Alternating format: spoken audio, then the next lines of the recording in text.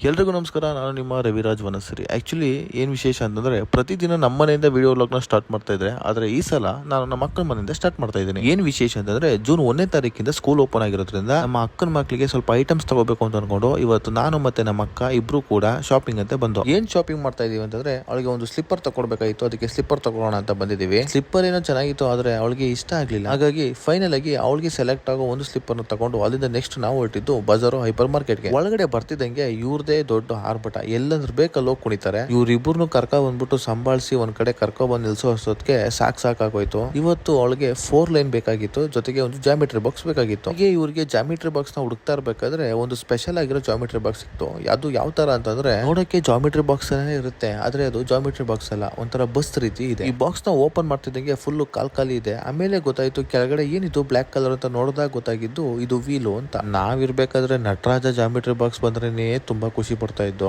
ಈಗಿನ ಕಾಲದವಕ್ಕೆ geometry box ಜೊತೆಗೆ 2 ಚಕ್ರ ಬೇರೆ. ಫೈನಲ್ ಆಗಿ ಇವ್ರಿಗೆ ಬುಕ್ಸ್ ಜೊತೆಗೆ ಜಾಮಿಟ್ರಿ ಬಾಕ್ಸ್, ಪೆನ್ಸಿಲ್ ಇದನ್ನೆಲ್ಲ ತಗೊಂಡು ಶಾಪಿಂಗ್ ಮಾಡೋ ಮುಗಿಸೋ ಅಷ್ಟರಲ್ಲಿ ಸಾಕಾಗೋಯ್ತು. ಎಲ್ಲ ತಗೊಂಡು ಅಲ್ಲಿಂದ ನಾವು ಹೊರಟಿದ್ದು ಮನೆ ಕಡೆಗೆ.